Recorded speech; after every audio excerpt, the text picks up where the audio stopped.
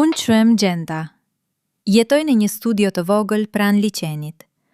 Nuk kam shumë gjëra, por kam një dritare të madhe ku shoh ujin kur nuk flet dot. Atë natë, ora ishte 2:17, një orë që nuk ka emër, vetëm ndjesi. Isha shtrirë në divan, me batanie të trash, duke lecuar një roman që e kisha lecuar 3 herë. Nuk isha pse të rija zgjuar, por ndonjëherë zgjedh të ri zgjuar, vetëm për të dëgjuar heshtjen. Pastaj, dikush trokiti në dritare. Jo me zhurmë, jo me agresivitet. Një trokitje e lehtë, si kocka gishti kundër xhamit, e shoqëruar me një pshertim. Ngriva, sepse unë jetoj në katin e 3 dhe dritarja ime shikon nga liçeni. Ngrita perden ngadalë.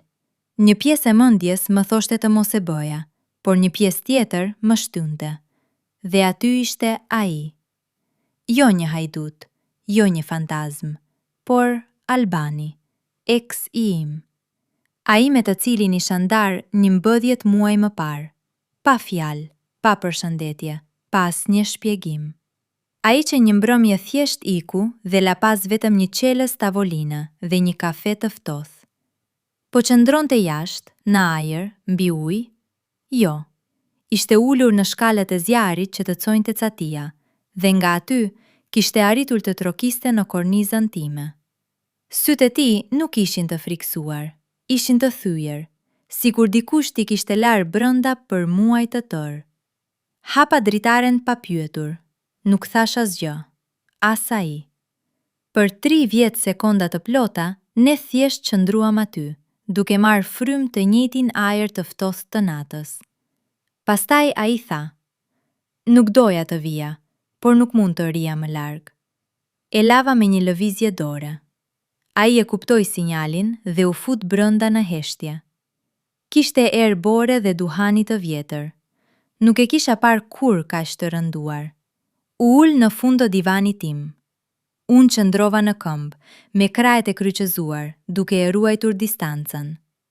Ai ngriti sytë dhe tha: "Vetëm pak ma futi, në kokë." Ngrita një vetull. "Çfarë?" "Kujtimin tënd. Nuk desha të të mbaja gjatë, por çdo natë, para se të bija në gjumë, e rihapja atë foto të vogël që ke postuar një herë. Ajo ku mban një filçan çaji dhe buzëqesh me sy mbullur. E ruaja si një sekret të ndyrë. Thoja, vetëm pak, vetëm kaq, pastaj e mbyll dhe fle. Por çdo herë më zgjoja natën dhe të kërkoja në errësirë. Nuk ishte kërcënim, ishte rrëfim. Një nga ata që nuk i bën kujtdo, sepse të ekspozojnë më shumë se çdo trup i zhveshur. Dhe pikërisht aty, unë u tremba. Por jo nga ai, nga fakti se e kuptoja. Sepse edhe unë, në heshtjen time, kisha bërë të njëjtën gjë. Ai shtriu dorën ngadalë, jo për të më kapur, por për të prekur batanien time. Gishtat e tij prekën leshin dhe ai tha: "Kjo batanie e ka ende erën tënde që në atë dimër kur flejta këtu për herë të fundit."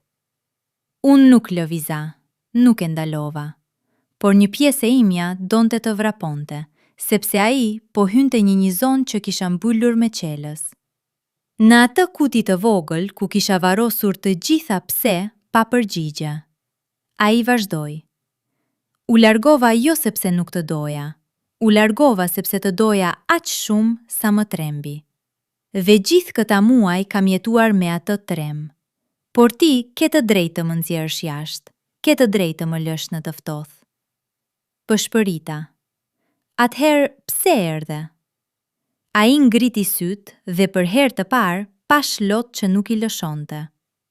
Sepse vetëm pak ma fute mendimin se mund të kisha pranë përsëri. Dhe kjo mjaftoi për të më bërë të eci 30 kilometra në shi, vetëm për të trokitur në dritaren tënde. Në atë moment, unë u trema komplet, por jo nga frika, nga mundësia. Sepse në kokën time kisha ndërtuar një mur kaq të lartë sa askush nuk mund të kalonte. Dhe ai, me pak fjalë, pa kërkuar falje, pa premtuar asgjë, vetëm duke treguar plagën e tij, ma kishte qarë.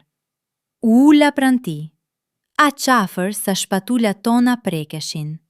Nuk e përqafova, nuk e putha, por e lash të mbështeste kokën në supin tim. Ai pëshërtiu thellë, një pëshërtim që dukej se kishte mbajtur për 11 muaj. Dhe unë thash, edhe ti më fute vetëm pak në jetën tënde atë natë.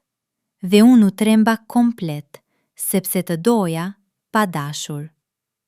Qëndruam ashtu për orë të tëra, pa fjalë, pa lëvizje, vetëm frumarja jonë që përzihej me erën e liçenit që hynte nga dritarja e hapur. Nuk e zgjidhëm asgjë, nuk u pajtuam, nuk bëm plane, por unë e dija se ai kishte ardhur jo për të marrë, por për të lënë diçka pas, të vërtetën e tij të papërpunuar. Dhe në atë natë të ftohtë, ai që më trembi më shumë, nuk ishte ai që trokiti në dritare. Ishte unë, që pash se sa lehtë mund të shkriesha në duart e dikujt që kisha vendosur ta ureja. Në mëngjes, ai u zgjua para meje. La një fishan kafe mbi tavolinë dhe një shënim të vogël. Vetëm pak ma fute në zemër, dhe unë u trema komplet, por kësaj radhe dua të mbetem aty. Unë e mbajta atë shënim në jastëk për 7 ditë. Në ditën e 8 i shkrova një mesazh. Eja sërish, por kësaj radhe trokit në derë, jo në dritare. Sepse unë dua të hap jo vetëm shtëpinë, por gjithçka që lash pa mbyllur. Hapa derën. Ai qëndronte aty, me të njëjtin palto të lagur, por këtë radhë me një buzëqeshje të vogël, të pasigurt, si të dikujt që nuk e di nëse do të pritet mirë. Nuk thash asgjë, thjesht hapa krahët. Ai hyri, dhe këtë radhë nuk u ul në fund të divanit. U ul pranë meje, aq afër sa këmbët tona prekeshin.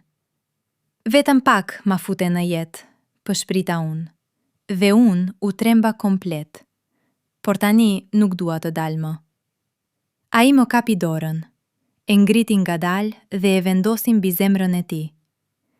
Ndjeje sa re, tha. Kjo është për ty, që në fitlim. Dhe unë qava, jo nga trishtimi, por nga lehtësimi, sepse më në fund, ai pak kishte mbushur gjithçka.